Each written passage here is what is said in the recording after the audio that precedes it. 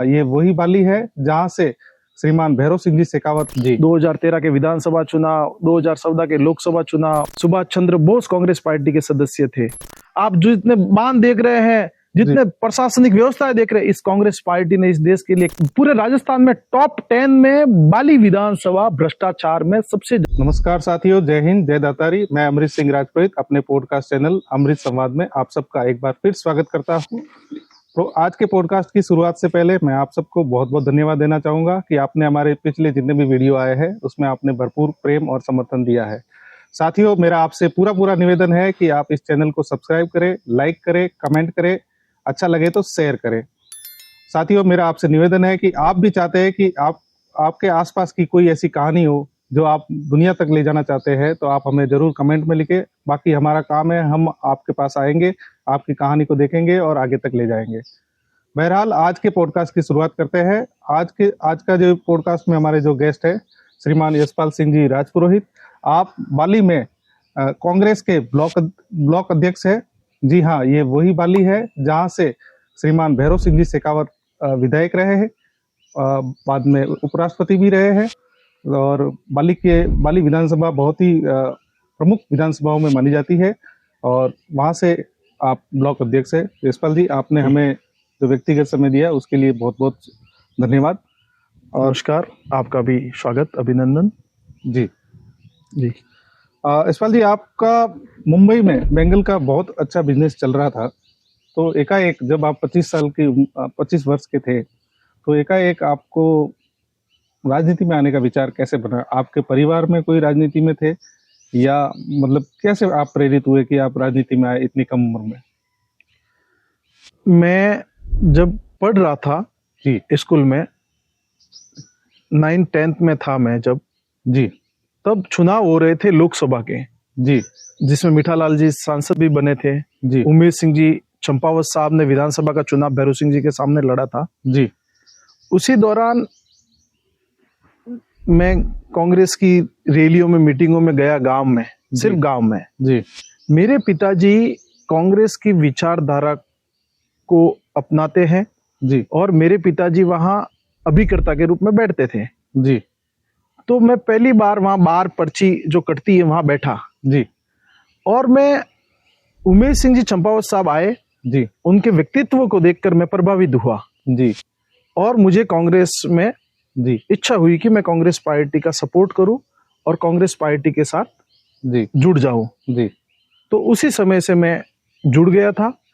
परंतु मेरी पढ़ाई, क्योंकि मेरे पिताजी किसान हैं, जी, आज भी, और किसान थे, जी, और पिताजी साइकिल पर दूध का अपना व्यापार करते थे, तो जी, पारिवारिक स्थितियां इतनी ठीक नहीं थी। जी, बिल्कुल, ये सच्चाई है। जी, ग्रामीण परिवेश में थे, तो मुझे स्कूल छोड़कर, जी, परिवार की तरफ से पूरा सपोर्ट था कि पढ़िए, जी, लेकिन फिर मैं मुंबई की ओर निकल गया। जी, मुंबई गया, वहां 5 साल अपना व्यापार किया, जी, व्यापार छोटा मोटा स्टेबल किया, जी, और व्यापार करने के बाद लगभग मैं 2006-07 में वापस राजस्थान आ गया। जी, और राजस्थान आने के बाद जी, मैं लगातार 2008-2010 के पंचायती राज चुनाव, जी, 2013 के विधानसभा चुनाव, 2014 के लोकसभा चुनाव, 2015 के पंचायत समिति चुनाव, और लगातार चुनावों में पार्टिसिपेट मैं आज दिन तक करता रहा हूं और कांग्रेस पार्टी का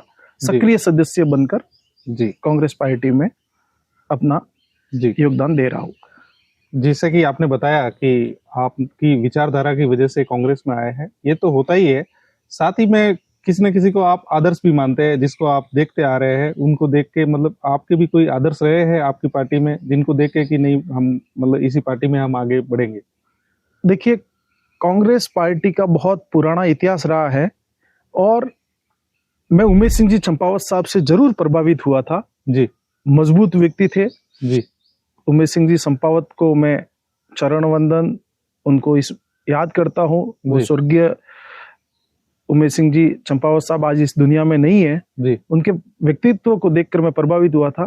परंतु ये भी सच्चाई है कि सबसे बड़ा, मैं जब 9th में 10th में था, तब मैंने इस देश की आजादी में अहम भूमिका निभाने वाले महात्मा गांधी जी, जी, और उन्होंने इस अंग्रेजों से हमें आजादी दिलाई। और जी। कांग्रेस पार्टी के वो सदस्य थे, जी सरदार वल्लभ भाई जी पटेल सदस्य थे, जी सुभाष चंद्र बोस कांग्रेस पार्टी के सदस्य थे। जी तो ऐसे महान व्यक्तित्व कांग्रेस से जुड़े थे जी और वो उनको हमने आदर्श माना, जी उनको देखकर, और हमने फिर ये अपनाया कि ये पार्टी जी। देश के लिए सर्वोपरि अपना सर्वस्व देने वाली है, तो इससे हमें जुड़ना चाहिए। अपने राज्य स्तर पे भी कोई नेता है जिनको कि आप मतलब बहुत ज्यादा फॉलो करते हैं, उनके विचार आपके विचारों से काफी मिलते हैं, या उनको भी आप आदर्श की तरह देखते हैं? बिल्कुल बिल्कुल है। जैसे कि राजस्थान में हमारे पूर्व मुख्यमंत्री अशोक गहलोत जी रहे, जी जो राजस्थान में हमारे जैसे कार्यकर्ताओं के दिल में बसते हैं, जी पूरे राजस्थान की आम जनता के दिल में बसते हैं। जी यहाँ तक कि मैं आपको कहता हूँ कि भाजपा के कार्यकर्ता भी है तो उनके भी दिल में अशोक गहलोत जी बसते हैं, कि अशोक गहलोत जी जैसा जन कल्याणकारी और आम व्यक्ति के लिए कोई व्यक्तित्व नहीं है, जी तो वो भी एक गांधी जी का दूसरा रूप है। जी। यशपाल जी, आप जैसे चुनाव में जाते हैं, पुरजोर आप मेहनत करते हैं, लेकिन पिछले 35 वर्ष में हमने देखा है कि मतलब आप रिजल्ट आपके अनुरूप नहीं रहे हैं।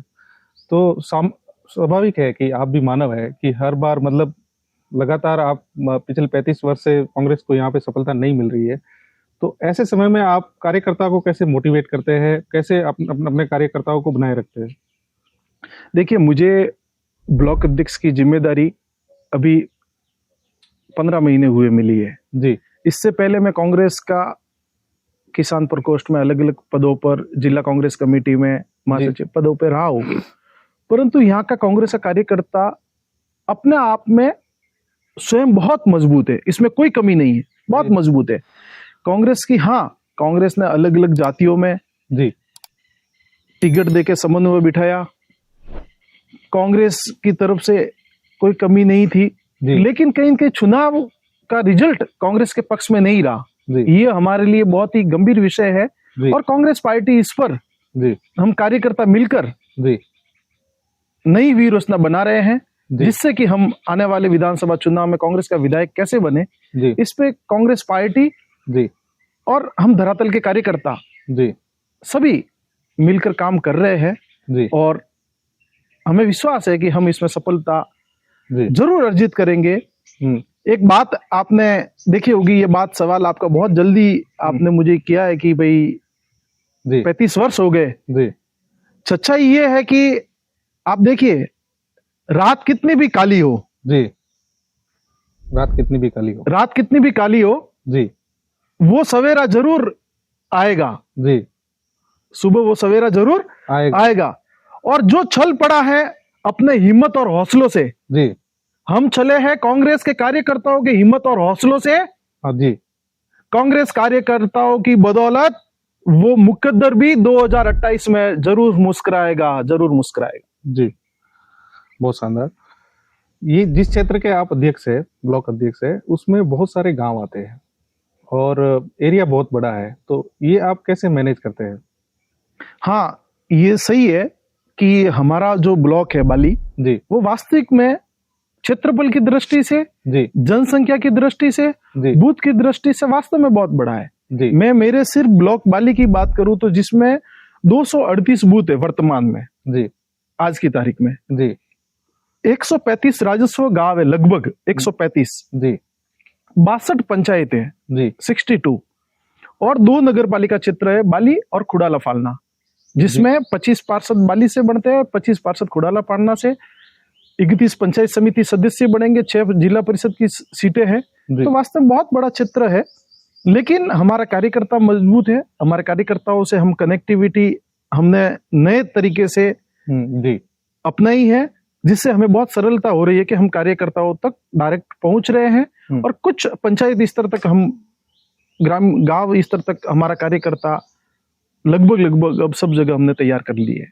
जी, यशपाल जी, हम आपसे पूछना चाहेंगे कि जैसे आपने बहुत सारे चुनाव धरातल पे लड़े, मतलब संगठन के तौर पे, एक कार्यकर्ता के तौर पे चुनाव में आपने मेहनत की है, और ये आप भी जानते हैं कि ग्रामीण परिवेश में जो चुनाव है वो जाति, धर्म, विकास के मुद्दे बाद में आते हैं, पहले जाति, धर्म और इस पे चुनाव लड़ा जाता है, तो ये कहाँ तक सही है? देखिए, मैं तो ग्रामीण परिवेश से आता हूँ जी और ये सच्चाई है कि ग्रामीण परिवेश में ऐसा जाति धर्म के आधार पर कभी चुनाव नहीं लड़े गए थे। जी आज वर्तमान की स्थिति में अमृत जी ये बात सही है जी कि वर्तमान की स्थिति में इस जाति और धर्म के नाम पर जी चुनाव एकमात्र इस देश में पार्टी, ये कोई कटाक्ष नहीं है, जी ये सच्चाई है। जी ये भाजपा चुनाव लड़ रही है। एक मान लीजिए एक भाजपा का एक नारा क्या है? जी जय श्री राम, जी जय श्री राम। जी आज मैं कहता हूं ये विडंबना है उस भक्तों की, जी उस देश के अनुयायियों की जी जो अपने आप में भगवान सियावर रामचंद्र भगवान का भक्त बताते हैं। जी आज उन्होंने सियावर रामचंद्र भगवान, मर्यादा पुरुषोत्तम भगवान सियावर रामचंद्र की जय, सियावर रामचंद्र पहले लगता था, जी जय सिया राम पहले बोलते थे। जी आज सीता मैया को इन्होंने छोड़ दिया, जी सीता मैया को छोड़ दिया और सिर्फ भगवान जय श्री राम। राम जी तो खुद दुखी है कि इन्होंने मुझे अकेला कर दिया। तो ये धार्मिक बातें ठीक है गांवों में नहीं चलती है, आप धार्मिक बातों में नहीं उलझा सकते, लेकिन कहीं न कहीं हर पार्टी के कार्यकर्ता को, हर हिंदू धर्म के व्यक्ति को, हर अपने अपने जो धर्म मजहब में जो व्यक्ति है उनको अपने धर्मों के प्रति आस्था और सम्मान होना चाहिए और वो हम भी करते हैं और करते रहेंगे। लेकिन हम धार्मिक और जातिगत रंग चुनावी प्रक्रिया में न तो हमारी पार्टी ने दिया है और न हम भी आगे देंगे। जी, एक कहावत चल रही है कि डबल इंजन की सरकार। अभी हाल में देखा जाए तो प्रदेश में भी वही सरकार है, केंद्र में भी वही सरकार है। तो आप जिस क्षेत्र से आते हैं वहां पे जो स्वास्थ्य की सुविधाएं है या स्कूली सुविधाएं है या रोजगार हो या आपके एरिया से बहुत सारे जो प्रवासी है जो बाहर मतलब रोजी रोटी के लिए जाते हैं, उनके लिए जो व्यवस्थाएं है उनसे आप संतुष्ट है अभी आपके एरिया में? देखिए, ये आपका बहुत बड़ा आज के विषय में रोजगार सबसे बड़ा महत्वपूर्ण है। जी रोजगार को लेके और यहाँ की सुविधाओं को लेके जी मैं, आपने कहा कि जब शुरुआत में कि ये विधानसभा भैरू सिंह जी शेखावत, बिल्कुल हमें भी गर्व होता था कि हमारे विधानसभा का कोई व्यक्ति मुख्यमंत्री बना है, जी चाहे किसी भी पार्टी का बना हो, जी लेकिन मुख्यमंत्री आम जनता का होता है, जी सबका होता है। जी मुख्यमंत्री बनने के बाद जी भैरू सिंह जी शेखावत साहब, स्वर्गीय भैरू सिंह जी साहब इस दुनिया में नहीं है, जी लेकिन मुझे ये बिल्कुल स्पष्ट रूप से कहना पड़ रहा है कि भैरू सिंह जी शेखावत साहब की एक उपलब्धि जी इस बाली विधानसभा में, एक उपलब्धि नहीं थी। एक चौराहे पर उन्होंने फवारा भी लगा दिया होता पानी का, जी तो मैं ये बोल सकता था कि भैरू सिंह जी ने कुछ काम किया है। जी 000 किया। जी आज भैरू सिंह जी नहीं, इस क्षेत्र में भाजपा के प्रदेश अध्यक्ष रहे ओम माथुर साहब, जी यहां से आप देखिए पुष्पेंद्र सिंह जी राणावत राज्य मंत्री रहे, जी लगातार 25 साल से विधायक है। जी ओटाराम जी देवासी विधायक सिरोही से है, नाम सिरोही से है, लेकिन उनकी जन्मभूमि, जी और आज भी महीने में 25 दिन मुंडारा बिराजते हैं। जी आज वर्तमान में वो विधायक है, जी मंत्री है जी राजस्थान सरकार में। लेकिन दुर्भाग्य ये है कि बाली का विकास जी शून्य शून्य, नील बट्टा सन्नाटा है। जी अमृत जी, ये बहुत ईमानदारी से बात कर रहा हूं, जी भाजपा ने कभी यहां पर विकास के बारे में सोचा ही नहीं है, जी ध्यान ही नहीं दिया है, उनको विकास से कोई लेना देना ही नहीं है। जी ये बाली की जनता सब जानती है और भाजपा के कार्यकर्ता भी जानते हैं जी कि हमने वास्तव में, हमारी पार्टी ने क्या विकास किया है। जी। अपने आत्मचिंतन वो करेंगे, उनको जवाब मिल जाएगा। जी यशपाल जी, हमने मतलब हमारी टीम ने मतलब सर्वे किया तो आपके सोशल मीडिया अकाउंट पे श्रीमती संगीता बेनीवाल जी, श्रीमान बद्रीराम जाखड़ जी, उनके साथ आपका परम स्नेह दिखता है, आपके बहुत सारे फोटो दिखते हैं, क्योंकि वो बहुत ही सीनियर लीडर है आपकी पार्टी से। तो उनसे आपको क्या सीखने को मिला? देखिए, राजनीति में मैंने संगीता बेनीवाल जी को देखा, जी पूर्व राज्य मंत्री वो रहे हैं जी, और उन्होंने लोकसभा का चुनाव लड़ा। जी रिजल्ट लोकसभा का चुनाव का नतीजा कांग्रेस पार्टी के और संगीता बेनीवाल जी के पक्ष में नहीं रहा हो, जी लेकिन मैं आज ये दावे से कह सकता हूं जी कि भाजपा के सांसद पीपी चौधरी साहब लगातार 3 बार जीत कर गए। जी। और पाली ब्लॉक की बात नहीं कर रहा हूं, पूरे पाली लोकसभा क्षेत्र से कोई व्यक्ति कह दे कि पीपी चौधरी साहब हमें शकल दिखाते क्या, लापता सांसद है। यहाँ आम जनता की तो छोड़िए, भाजपा के कार्यकर्ताओं को भी नहीं दिखते हैं। जी उसके विपरीत संगीता बेनीवाल जी 365 दिन जी। जब से चुनाव हुआ है 2000 अप्रैल 2024 से जी। आज दिन तक ऐसा कोई ब्लॉक नहीं पूरे लोकसभा क्षेत्र में जी। जहां पर संगीता बेनीवाल जी के 5-5, 7-7, 10-10 दौरे नहीं हुए। हर कार्यकर्ता के सुख दुख में शामिल होना, आम जनता के मुद्दों पर बात करना जी। और आम जनता की समस्याओं के लिए लड़ना, ये कोई हमें सिखाता है तो जी। संगीता बेनीवाल जी जैसा व्यक्तित्व हमें जी। ये प्रेरणा देता है जी। कि आपके चुनाव लड़े, टिकट मिले नहीं मिले, चुनाव हारे जीते, लेकिन आपको जनता के बीच में रहना पड़ेगा। ये प्रेरणा हमें संगीता बेनीवाल जी से मिलती है। जी। जाखड़ साहब की हमें मिलती है कि जाखड़ साहब अपने आप में बहुत बड़ा नाम है, पूर्व सांसद है, जी। बाकी उनमें सरलता और सादगी जी। हमें देखनी है तो वो जाखड़ साहब से हमें सीखनी चाहिए। और जी, हमने अपने सर्वे में ये भी पाया यशपाल जी कि मतलब लोग बता रहे थे कि यशपाल जी बहुत ही कर्मठ नेता है। आप उनको चाहे दिन रात में कितने बजे कॉल कर लो, आपके मतलब जितनी आपको एकदम जरूरत पड़ी है, यशपाल जी हमेशा आपके साथ रहते हैं। आदमी बहुत बढ़िया है लेकिन गलत पार्टी में है। तो कई बार आपको भी ये पेशकश हुई होगी कि मतलब आप काम बहुत बढ़िया कर रहे हो लेकिन पार्टी गलत है। नहीं नहीं नहीं, तो- नहीं ऐसा है अमृत जी, जी। ये कोई व्यक्ति जिस विचारधारा से जुड़ा हुआ होता है जी। और जिसका कोई मतदाता होता है जी। वो ये बात कर सकता है कि यशपाल जी भले आदमी है, अच्छे आदमी है, जो भी है जी। उनका विचार हो सकता है, जी। उनके विचार में वो हो सकती है कि गलत पार्टी है, जी। लेकिन मैं अपने आप को गर्व से आपको ये बताना चाहता हूँ कि मैं कांग्रेस पार्टी का सदस्य मरते दम तक, जी। ये मेरा आप इंटरव्यू कर रहे हैं, जी। आप आए हैं जी।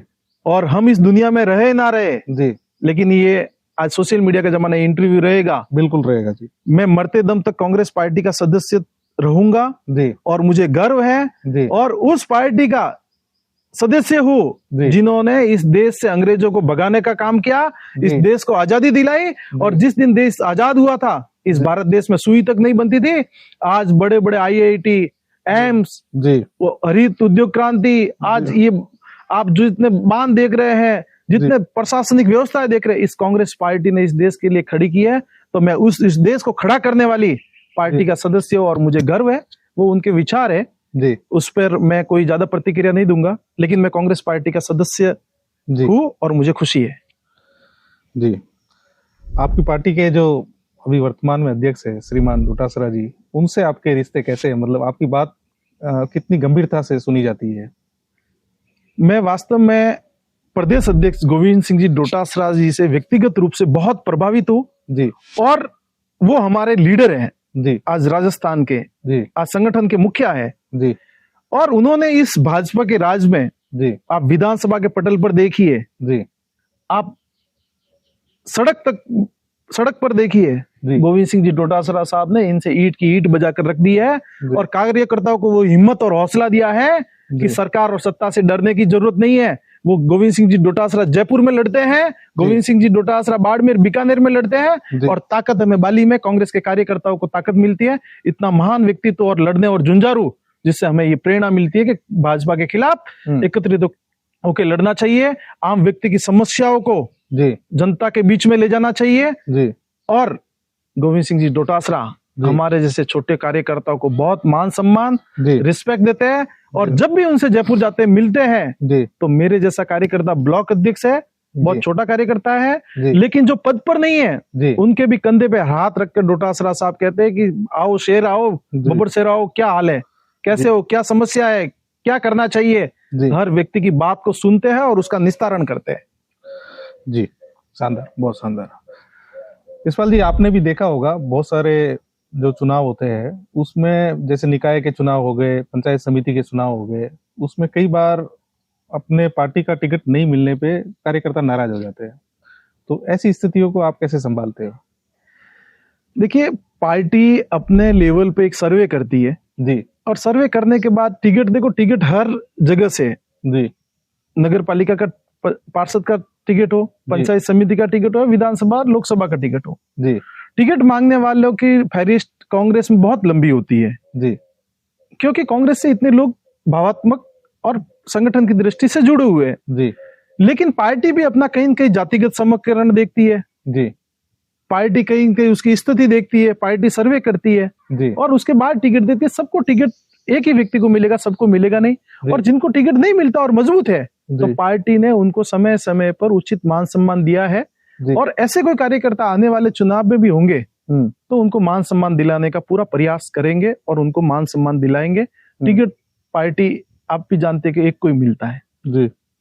इसी से जुड़ा हमारा सवाल है कि क्या हम अभी कभी मतलब ये हम अपने आप को देखना चाहेंगे कि आप बाली विधानसभा से कांग्रेस के उम्मीदवार हो, मतलब ऐसी कोई इच्छा है आपकी चुनाव लड़ने की? देखिए, हाँ। ये तो भविष्य के गर्भ में है जी और ये है कि मुझे कांग्रेस पार्टी का सदस्य हूं वर्तमान में मैं, जी और मुझे कांग्रेस पार्टी ने जी एक साइकिल पर दूध बेचने वाले के जी बेटे को, किसान के बेटे को, जी मेरा कोई राजनीतिक, मेरे परिवार का कोई इतिहास रहा नहीं है, जी और उसको एक ब्लॉक अध्यक्ष की जिम्मेदारी दी है। जी। और संघर्ष करने के बाद पार्टी ने आकलन करने के बाद मुझे वो जिम्मेदारी सौंपी है संगठन की। जी तो मेरे लिए ये जिम्मेदारी बहुत महत्वपूर्ण है। जी। आज 2028 में विधानसभा का चुनाव है। वर्तमान में मुझे संगठन को बाली में कैसे मजबूत करना है, जी गांव गांव तक बूथ हम अध्यक्ष बनाए हैं, जी हमने अब वार्ड अध्यक्ष बना रहे हैं नगर पालिकाओं में, जी हम पंचायतों के अध्यक्ष बना रहे हैं। हमें डोटासरा साहब का निर्देश अभी जो है हम जी। उसका पालन कर रहे हैं और मैं मेरी वर्तमान जिम्मेदारी से संतुष्ट हूँ और खुश हूँ। जी। एक आपकी सरकार चल रही थी, श्रीमान अशोक गहलोत साहब की सरकार चल रही थी, अब अभी जो वर्तमान सरकार चल रही है भजन लाल जी की, उन दोनों सरकारों में सबसे बड़ा अंतर क्या दिखता है आपको? साहब, अंतर, अमृत जी, ये बात इस बाली विधानसभा के लिए बहुत मायने रखती है आपका सवाल। जी। राजस्थान के लिए तो है ही है, जी। लेकिन मैं तो बाली विधानसभा से आता हूँ, बाली ब्लॉक से आता हूँ। बाली ब्लॉक में लगातार लगभग 35 वर्ष से भाजपा का राज होने के बाद जी। सम्मानीय है मेरे लिए व्यक्तिगत रूप से। जी हमारे क्षेत्र के विधायक साहब है, 25 वर्ष से है। जी आप देख लीजिए बाली की स्थिति विकास के नाम पर जी कहाँ है। भजनलाल सरकार की क्या उपलब्धि है कि अभी तक बाली के लिए भजनलाल सरकार ने कुछ दिया है? आज 3 साल होने को 2.5 साल हो गए हैं, जी बातों बातों में इनकी पर्चियां चल रही है जी और 2.5 साल में जी। एक बाली विधानसभा के लिए इनकी उपलब्धि नहीं है। जबकि जी कांग्रेस पार्टी ने, आपको ये बताना चाहता हूं, अशोक गहलोत जी के राज में जी अभी नहीं, 2008 की सरकार की भी बात करता हूं, जी नाड़ा और बेड़ा ट्राइबल बेल्ट पड़ता है और उधर लोगों को बाली आने में बहुत समस्या होती थी। जी कांग्रेस पार्टी ने वहां, उस समय बद्रीराम जी जाखड़ पूर्व सांसद थे हमारे, जी और उस समय नाड़ा और बेड़ा को उप तहसील बनाया गया। जी कांग्रेस का राज वर्तमान में वापस आया जी 18 में, तो आप देख लीजिए उससे पहले भी जी आज देसूरी में कॉलेज जी अशोक गहलोत कांग्रेस सरकार ने दिया। जी बच्चे क्या हम खाली कांग्रेस के परिवारों के तो बच्चे नहीं, सबके आते हैं। जी साइडी में कॉलेज दिया, जी बाली में कॉलेज दिया, जी। बाली में आपने सब्जेक्ट की मांग रखी, जी। वो सब्जेक्ट पूरे करवाए किए। आप इसके अनुरूप जी जो लोगों को अतिरिक्त जिला कलेक्टर कार्यालय एडीएम की, जी एडीएम कार्यालय खोला, उसकी नियुक्ति की। जी बाली में लोगों को पाली जाना पड़ता था, जी आज उससे यहाँ के हमारे वकील मंडल के जो भाई है, जी वकालत करने वाले, उनका भी रोजगार बढ़ा यहाँ पर। जी तो ये कांग्रेस पार्टी ने यहाँ पे विकास के काम कांग्रेस पार्टी नहीं किए, भाजपा यहाँ डबल शून्य पर है। विकास के मामले में कोई उनकी उपलब्धि नहीं, कोई काम नहीं है। हाँ जी। यशपाल जी, हमने ये देखा है कि मतलब सोशल मीडिया से भी हमने ये देखा है कि आप जब कभी भी कोई जनसभा में भाषण देते हैं तो काफी आक्रामक भाषण देते हैं, आपका भाषण काफी ओजस्वी भाषण रहता है, तो आप अपने भाषण की तैयारी कैसे करते हैं? नहीं, ये कोई भाषण बिल्कुल कोई तैयारी से नहीं होता है जी। आप जाते हो जनता के बीच में, जी। जनता का दुख दर्द है, उसकी समस्या है जी और जब उसकी समस्या का निस्तारण जी आप प्रेम से सही तरीके से आप कर लेंगे, जी हम आपसे विनम्र, हम तो गांधीवादी लोग हैं जी और उस तरीके से करते हैं। लेकिन ये सोचते हैं कि नहीं, ये डर जाएंगे, जी जोर से नहीं बोलेंगे, तो हम उनको उनकी छाती पर बैठकर जी धरना प्रदर्शन करेंगे जी अधिकारी के सामने। जी और हम जोर से, आवाज हमारी जोर से होती है, लेकिन हम मर्यादित बोलते हैं। जी हम अपनी मर्यादा में, असभ्य भाषा का, कांग्रेस पार्टी ये कहती है असभ्य भाषा का उपयोग नहीं करना है। हमारे राहुल गांधी जी के निर्देश है और राहुल गांधी जी ने हमें बताया हुआ है कि हमें अपनी मर्यादा में रहकर कांग्रेस पार्टी के लिए बुलंदी जोर शोर से आवाज उठानी है। और गोविंद सिंह डोटासरा जी की प्रेरणा से हम उठा रहे हैं और उठाते रहेंगे मजबूती से। और ये तो लगातार ये क्रम तो चलता रहेगा। ये तो हम न तो इस भाजपा के राज से डरते हैं, न किसी व्यक्ति विशेष से डरते हैं। जी, बहुत शानदार। अभी यशपाल जी, आप अभी भी मतलब बहुत युवा है, और आज के समय में अगर कोई युवा राजनीति से जुड़ना चाहे तो उसके लिए आपका मूल मंत्र क्या रहेगा? देखिए, पहले तो मूल मंत्र यही है कि राजनीति में आज लोगों के साथ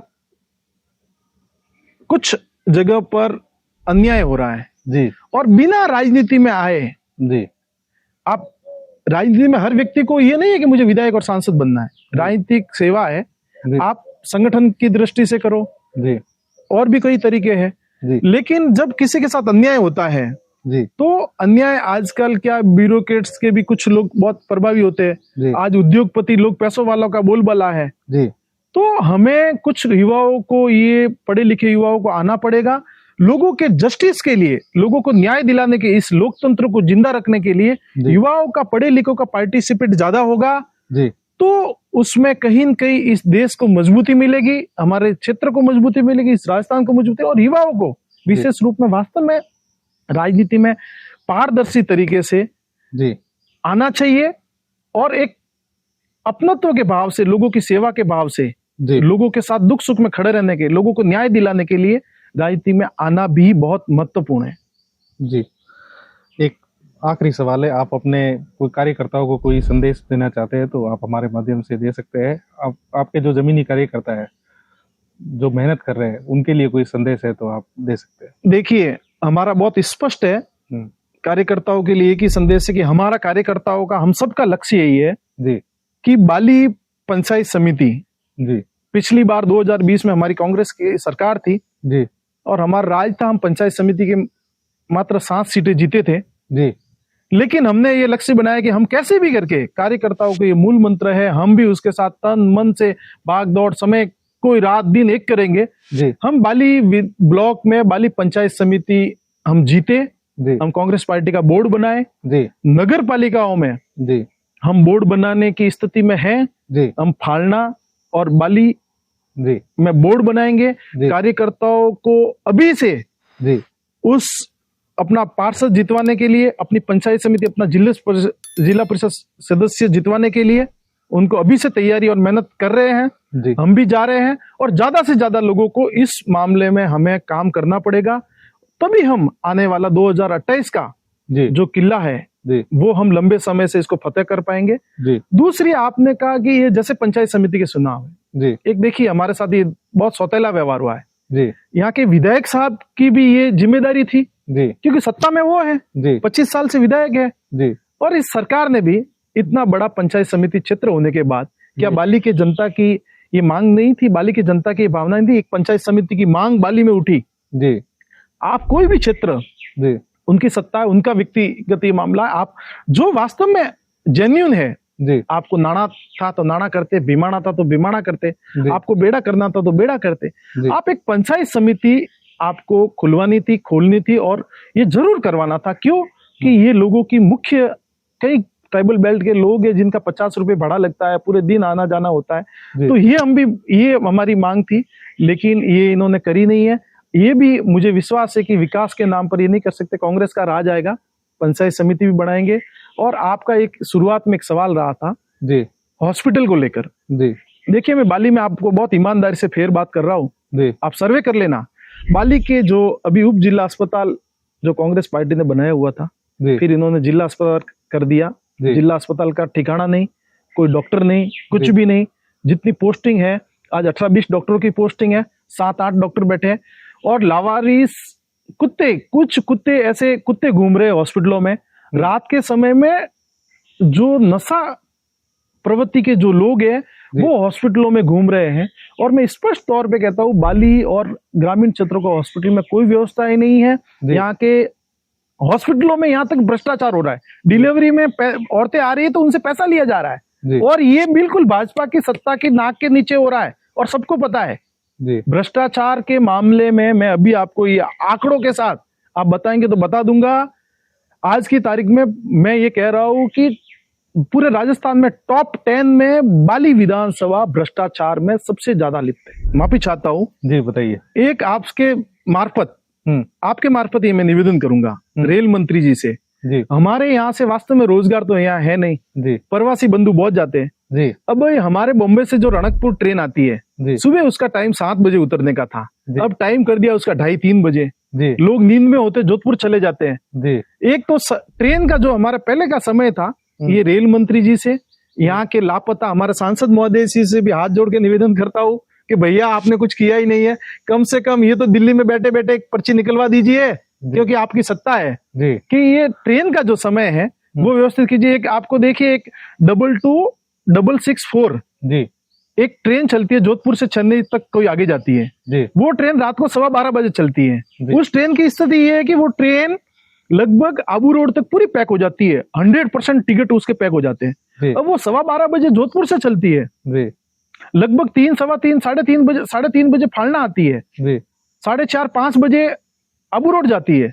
अब जी। पूरी रात जो ट्रेन जहां से पैक हो रही है, पूरी रात लोगों के आवागमन के लिए जो लोग 100 रुपए बस में आ सकता है टाइम पर, उसको रात को आएगा, रात को बसों की व्यवस्था नहीं होती है, जी उसके पैसे लगते हैं 1000, 1500 मुंह मांगा पैसा।